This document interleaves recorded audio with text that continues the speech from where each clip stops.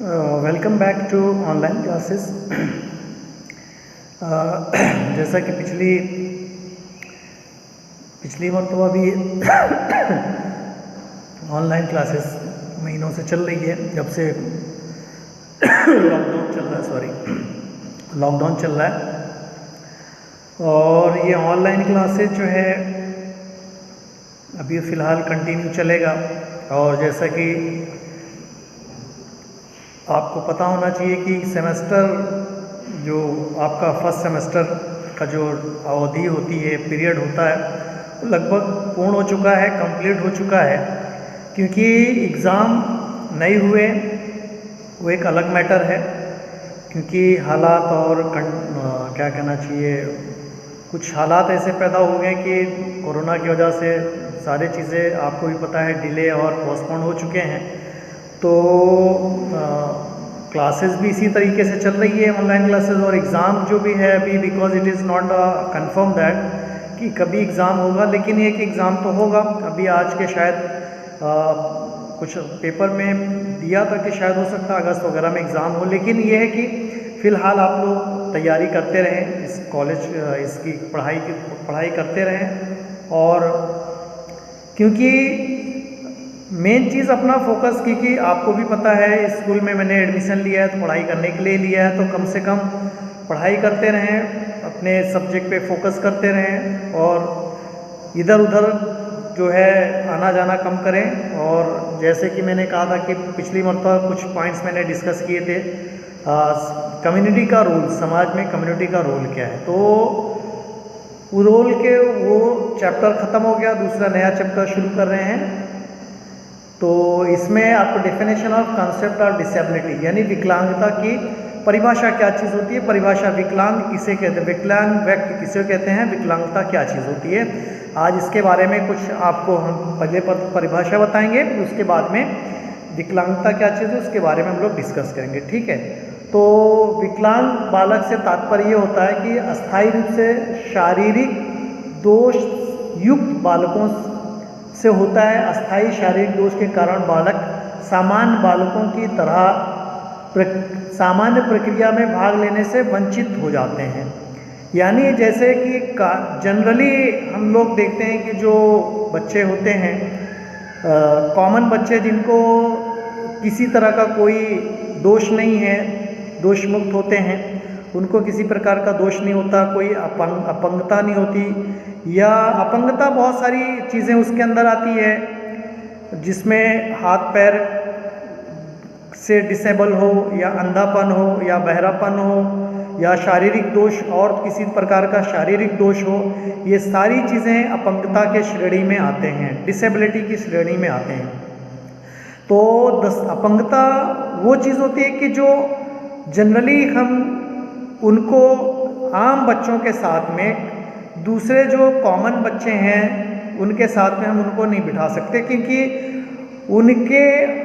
उनको उस तरह का हम शिक्षा नहीं दे सकते। जैसे मान लीजिए गूंगा बहरा या अंधा है, तो जाहिर सी बात है कि जो जनरली जो बच्चे हैं, जो क्लासेस चल रही है, आम विद्यालय है, तो उन आम विद्यालयों में, आम स्कूलों में, जनरल स्कूल्स जो चल रहे हैं उसके अंदर they are not able to take a admission, because they are not बराबर नहीं है, वो उनके जैसा बराबर नहीं है ना। तो वो जैसे मैंने कहा कि अंधापन, अंधा अगर अंधा है, और अंधेपन में भी कई तरीके की आती है, तो हम लोग उसके ऊपर बाद में डिस्कस करेंगे।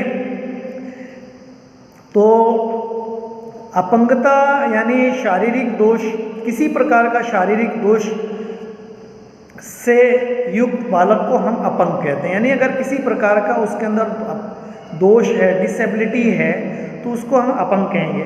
चाहे वो लंगड़ा हो, लूला हो, अंधा हो, बहरा हो, गूंगा हो, या मानसिक उसकी स्थिति अच्छी नहीं है, उसकी IQ लेवल सही नहीं है, कॉमन बच्चों की तरह उसका बिहेवियर अच्छा नहीं है, बिहेवियर ठीक नहीं, बिहेव नहीं करता, तो also they come in disable, वो भी अपंगता की श्रेणी में आते हैं। तो आम विद्यालयों में जैसे मैंने कहा कि इन बच्चों का जो इनमें किसी प्रकार का दोष होता है, तो वो आम विद्यालयों में उनकी शिक्षा नहीं हो सकती। उनके लिए अलग से विद्यालय खोले गए हैं, उनको अलग से विद्यालयों में शिक्षा दी जाती है। और कुछ बालक जो है जैसे आते हैं मंद बुद्धि, जिसको कहा जाता है मंद बुद्धि के बालक, मंद बुद्धि वो भी डिसेबिलिटी के उसमें आते हैं। तो डिसेबल यानी वो उनका आईक्यू लेवल जो होता है वो उतना नहीं होता है कि वो जैसे आम बच्चों की तरह रिएक्ट कर सके या उन बातों को तुरंत का तुरंत वो एडॉप्ट या एक्सेप्ट कर लें। ठीक है, तो कई चीज़ों में वो एक चाहे वो कंपटीशन हो या और सारी चीज़ों में वो उसमें भाग लेने से वंचित रह जाते हैं, उसमें बैठ नहीं सकते, ना उनमें भाग ले सकते हैं। तो ये इनके लिए जो है ये ऐसे जो बच्चे हैं जिनके अंदर किसी प्रकार की अपंगता है, ऐसे बच्चों के लिए विद्यालय का अलग से बंदोबस्त किया जाता है। और मैनेजमेंट जो होती है उनके लिए वो फैसिलिटीज़ प्रोवाइड करती है जो उस लेवल के बालक होते हैं।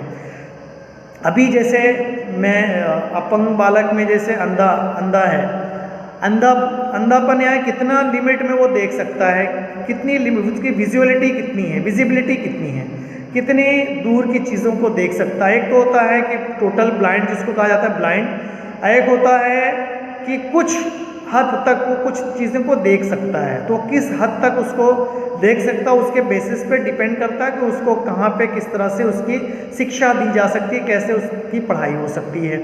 तो अगर अंधा पूरी तरीके से अंधा है तो उसके लिए अलग से स्कूल खोले गए हैं, विद्यालय खोले गए हैं, उनके लिए अलग से ब्रेन लिपि जिसको कहा जाता है, ब्रेन लिपि के द्वारा उनको पढ़ाया जाता है। इसी तरीके से जो मंद बुद्धि के बच्चे होते हैं जिनका आईक्यू लेवल जनरली जो आईक्यू लेवल होता है 50 से 75 के बीच में आता है, 50 से 75 मंद बुद्धि के श्रेणी में आते हैं। तो ये आईक्यू लेवल इनका, क्योंकि जो आपने देखा होगा क्लास में बहुत सारे बच्चे होते हैं, तो जो बच्चे एक मरतबा में उनको बोलो समझ में आता, 2 मरतबा, लेकिन कुछ बच्चे ऐसे भी हमारे आपके बीच में बैठे होते हैं, वो ऐसे होते हैं कि उनको कई मरतबा भी रिपीट करने से बातें समझ में नहीं आती। उनका आईक्यू लेवल इतना अच्छा नहीं होता कि वो तुरंत की तुरंत जो है एडॉप्ट कर, मतलब उस चीज़ को पकड़ लें। तो ग्रास्पिंग पावर उतना नहीं होता है, ना वो चीज़ों को समझ पाते हैं।